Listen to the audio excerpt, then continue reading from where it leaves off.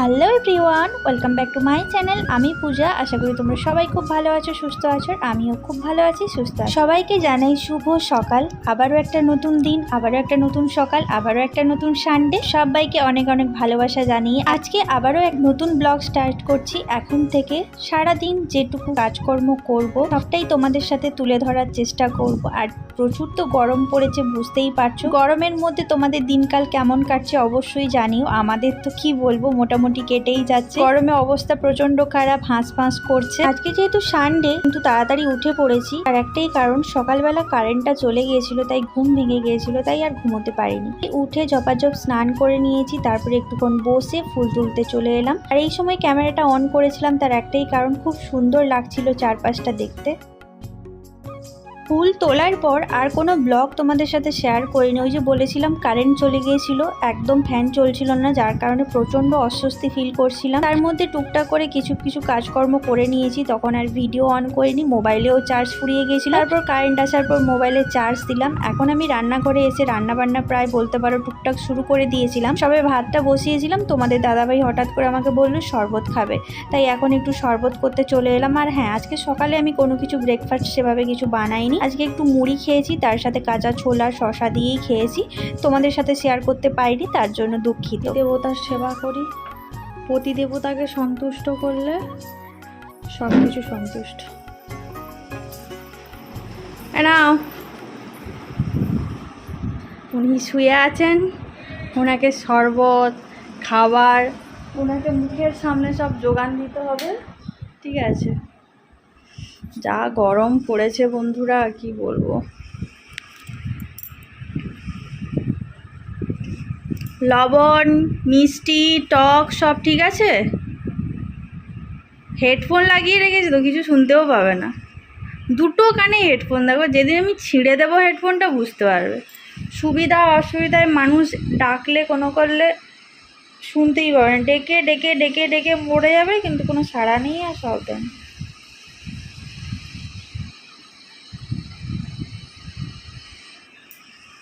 বাহ, good good good, পুরোটা খেলে। বাহ, এই শরবত খেয়ে একবারে বসো, একটু হেলান দিয়ে বসো। মানে সারাক্ষণ শুয়ে থাকো কি করে, আমি সেটাই বুঝি না। এটা কি হলো?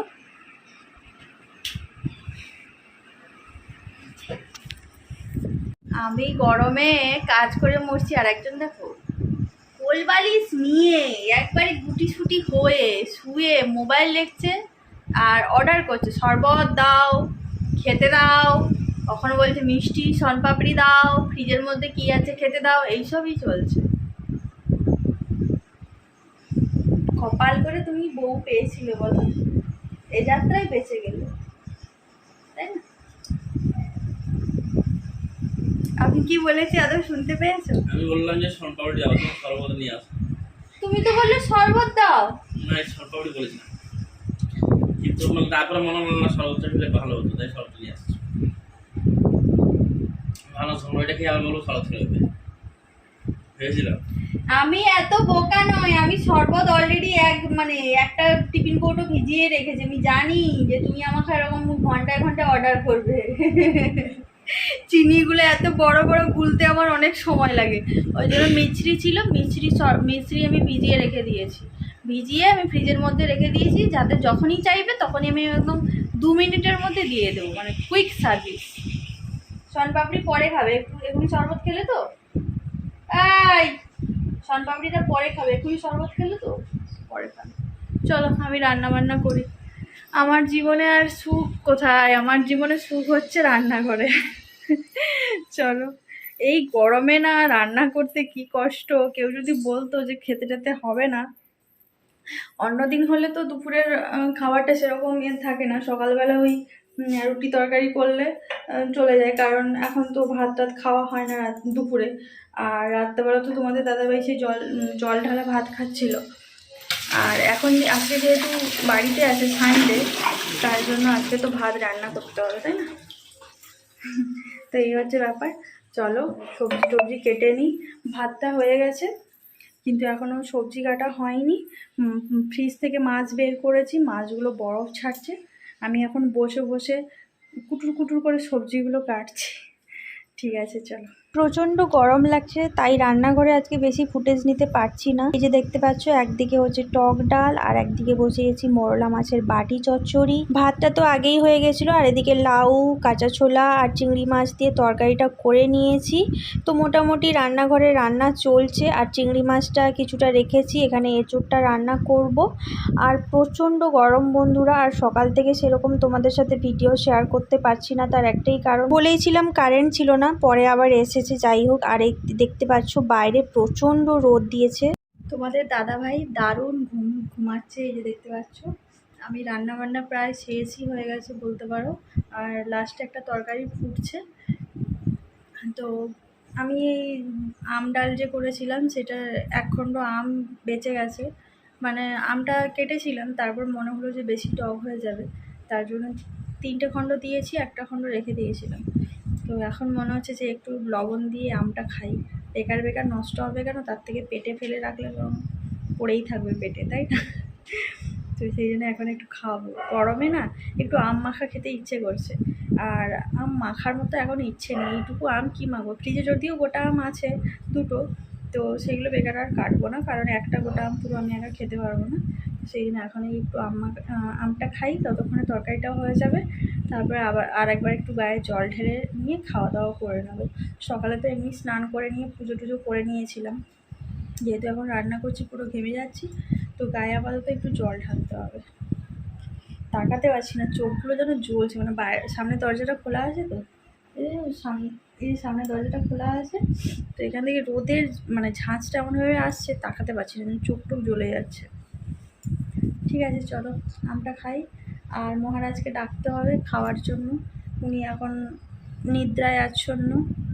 চলো তোমাদেরকে আজকে কি রান্না করেছি দেখিয়ে দিই। তোমরা তো তখন দেখেছিলে লাউ চিংড়িটা হয়ে গেছে, আর এদিকে আম ডালটাও হয়ে গেছে, আর এদিকে এঁচোড় করেছি। এঁচোড়টা আজকে কেনা এঁচোড় না, এটা হচ্ছে গাছের এঁচোড়।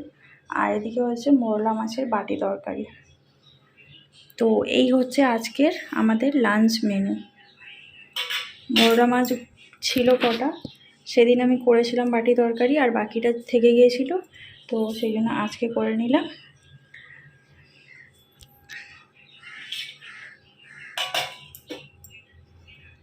আর কাঁঠালটা তোমাদেরকে দেখাবো বলে, মানে এঁচোড়টা দেখাবো বলে ভুলেই গেছি। আমাদের পাশের যে আন্টিদের বাড়ি আছে, পাশের বাড়ি, ওনাদের গাছে এই এঁচোড়টা হয়েছিল। এটা না সেই খাজা কাঁঠাল, বুঝলে, তো এটা একটু নরম অবস্থায় কেটে খেলে বেশি ভালো লাগতো। যাই হোক, মোটামুটি খাওয়া যাবে। তো আমি কিছুটা কেটে রান্না করেছি, আর ভাবছি এই অর্ধেকটা তরকারি করব না, এইগুলো কাটলেট করে আমি খেয়ে নেব, ঠিক আছে? কারণ বেশি বীজ হয়ে গেলে না কাঁঠালটা, মানে এঁচোড়টা রান্না করলে তরকারিতে অতটা টেস্টি হয় না। তো সেই জন্য এখন একটু তোমাদের সাথে শেয়ার করে নিলাম।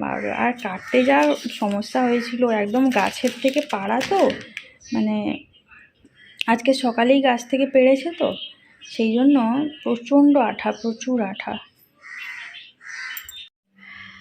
তো তখন রান্নাবান্না কমপ্লিট করে একটু স্নান করে খাওয়া দাওয়া করে জাস্ট একটু আমি শুয়েছিলাম, শুয়ে একটু ভিডিও দেখছিলাম। আর কি হয়ে গেছে বলতে পারবো না, ভিডিও একদম রিচ ডাউন হয়ে গেছে না কি জানি না, ভিউজ সেরকমভাবে আসছে না। তো সেটা নিয়ে একটু অনেক পর্যবেক্ষণ করছিলাম। তো সেটা করার পরে দেখলাম মেঘলা মেঘলা হয়ে গেছে। তো ভাবলাম যে একটু চলো সিমাই একটু বানাই, কারণ একটু মাঝে মাঝে কিছু খেতে ইচ্ছে করে, ঠান্ডা ঠান্ডা কিছু। তো সেই জন্য একটু সিমাই বানিয়ে আমি একটু ভাবছিলাম একটু ফ্রিজে রেখে দেবো। তো সেই জন্য তোমাদের দাদাভাই কালকে রাত্রেবেলা আসার সময় দুধ নিয়ে এসেছিলো, আমাকে বলেছিল যে তুমি সিমাইটা বানিয়ে খাবে। তো আমাকে বললো তুমি সিমাই বানাবে বলেছিলে, যে চলে যাও তাহলে বানিয়ে নেমে যাও। তো এই জন্য চলে এসেছি এখন রান্না করে। এই যে দেখতে পাচ্ছ সিমাই, এই যে সিমাই, আর এই হচ্ছে আমাদের কাজু কিশমিশ। কাজুগুলোকে আমি ভেঙে নিয়েছি, কারণ কাজুর প্রচুর দাম হয়ে গেছে। তো নিজেরা যেহেতু বাড়িতে খাবো, অত গোটা গোটা কাজু দেওয়ার কোনো প্রয়োজন নেই, ভেঙে ভেঙে দিলেই হলো, মুখে পড়লেই হলো।